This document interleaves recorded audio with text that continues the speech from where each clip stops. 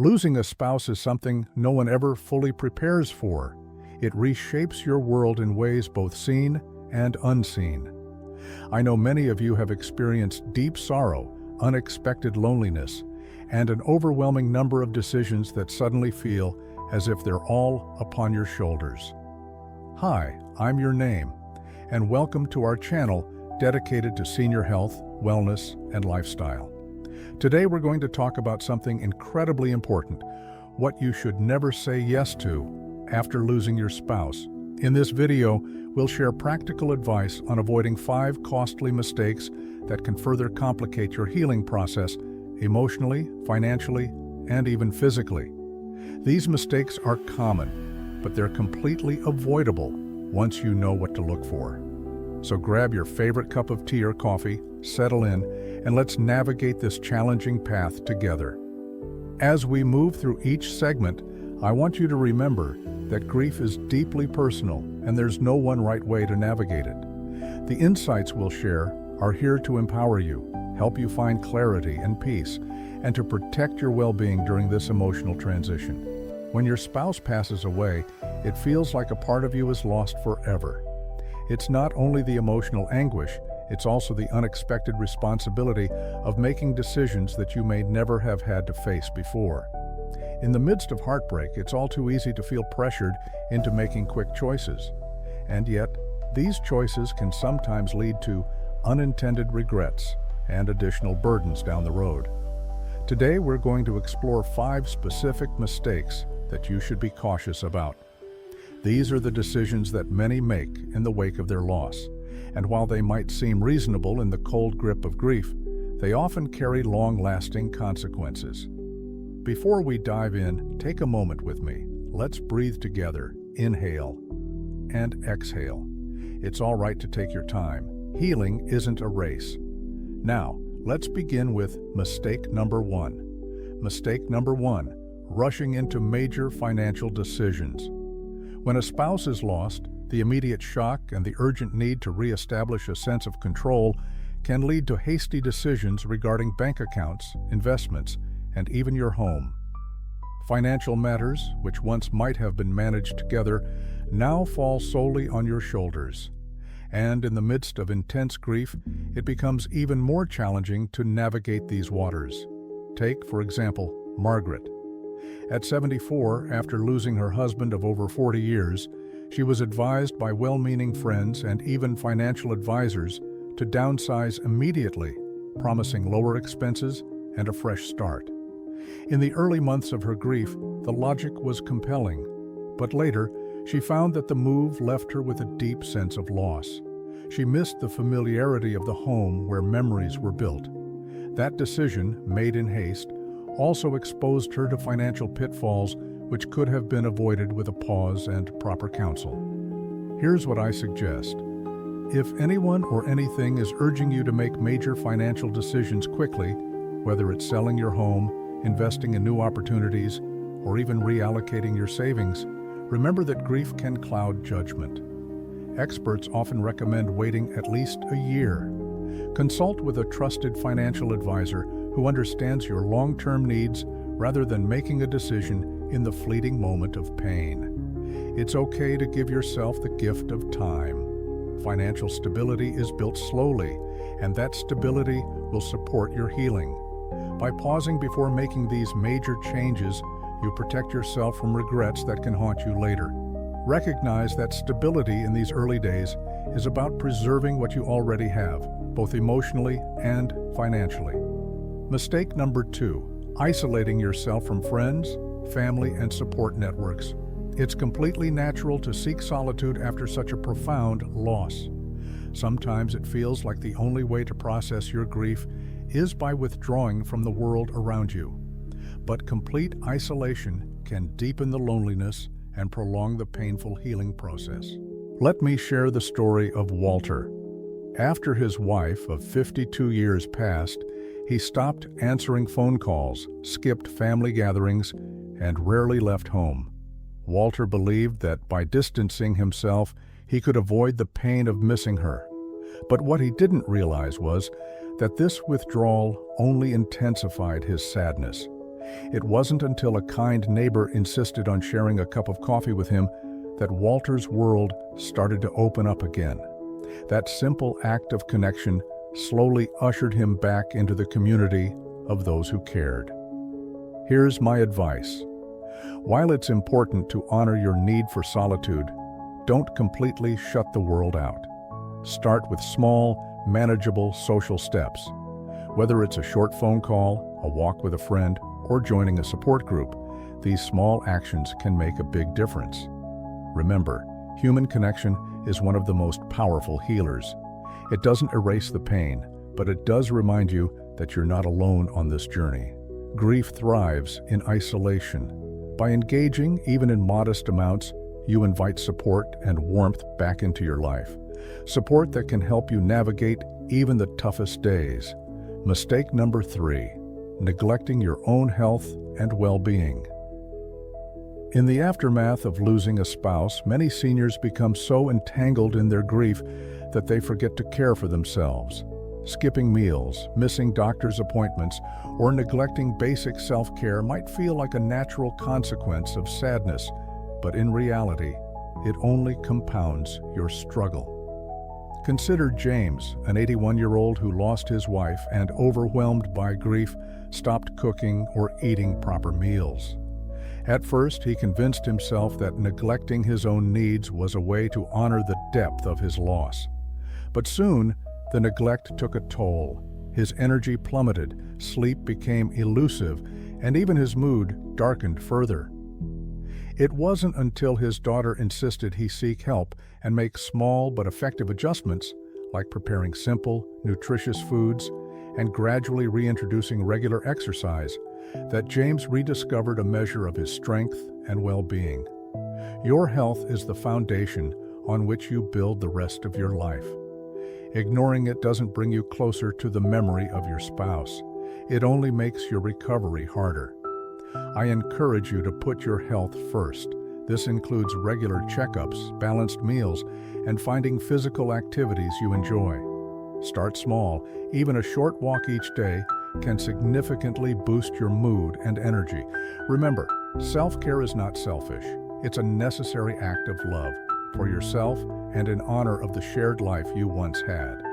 When you care for your body and mind, you're in a better position to preserve your cherished memories and create new, hopeful ones. Mistake number 4, rushing into a new relationship. After the loss of a long-term partner, the void left behind is immense, and it might seem as though a new relationship could fill that space quickly. But I want to emphasize this: new relationships entered in haste often bring more heartache than healing. Take the story of Barbara. In her early 70s, just months after losing her husband of nearly 50 years, she met someone new through a friend. At first, the relationship felt like a soothing balm for her loneliness. However, as time passed, Barbara began to feel an unsettling sense of anxiety. Her heart wasn't truly in it. The pace was too fast, the emotions too raw, and eventually she felt more lost than found. Barbara's experience taught her that rushing into companionship can lead to situations that don't honor the depth of your previous relationship or your need for genuine, healthy healing. When the time comes to consider opening your heart to a new relationship, it should be a decision made from a place of genuine healing, not out of a desperate need to fill a void. Take the necessary time to reconnect with yourself, to rediscover who you are outside of your role as a spouse. Seek guidance from trusted friends and family, and if you decide to date again, move at a pace that respects your feelings and memories. Remember, it's perfectly okay to be single while you focus on healing. Relationships can bring joy and companionship, but they should never be a hasty fix. Instead, allow yourself the grace of time. True connection will come when both you and a new partner are in a healthy emotional space. Mistake number 5, holding on to every single possession as if it's the only thing keeping your past alive. Our homes are filled with memories of loved ones, and it's natural to feel that each item is sacred. But over time, keeping everything exactly as it was can become a heavy burden. Let me tell you about Harold. After the loss of his wife of 55 years, Harold kept her belongings exactly as they were: her favorite chair, her clothes, the little trinkets that filled their home with memories. Initially, this felt like a way to keep her close, but as months turned into years, the very items that once comforted him now weighed heavily on his heart. Every day he was reminded of what he had lost in a way that stopped him from moving forward emotionally. Honoring your loved one doesn't mean you have to remain stuck in the past. It might help to select a few cherished items that truly hold meaning, and then find ways to preserve those memories while gently letting go of the rest. Some choose to create a memory box, a scrapbook, or even repurpose an item, like transforming an old shirt into a quilt. These actions don't diminish the value of your memories. They instead create space for new beginnings while still cherishing what once was. It's important to remember that the process of letting go is not about forgetting your spouse. It's about honoring their memory in a way that supports your own well-being. Holding on too tightly to every physical reminder can impede your journey towards healing. Accept that with time, a gentle transformation of your living space reflects the growth in your own heart. Today, we've explored 5 very real mistakes that many face after the loss of a spouse. And more importantly, we've shared how avoiding these pitfalls can help pave the way for a healthier, more balanced future. Let's quickly recap what we've learned. Don't rush financial decisions. Allow time for emotional clarity and consult trusted professionals. Avoid isolation. Even small interactions can rebuild the support network you need. Prioritize your health. Taking care of yourself is not an act of forgetting. It's a step towards future happiness. Take your time with new relationships. True, lasting love comes when your heart is ready to heal. Let go thoughtfully. Honor memories by keeping the sacred few while making space for new growth in your life. Every decision you make during this difficult time has the potential to either complicate or support your healing journey. It's not about forgetting your spouse or the life you shared. It's about creating space for new experiences, growth, and the lasting legacy of love. I want you to know that your journey through grief is as unique as the love you shared. There is no right or wrong timeline for healing. Some days will be harder than others, and that's perfectly okay.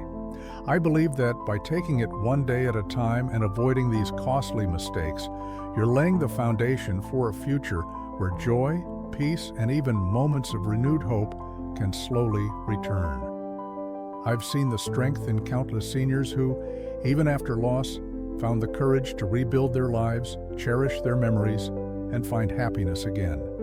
Their stories remind us that while grief may change us, it does not have to define us.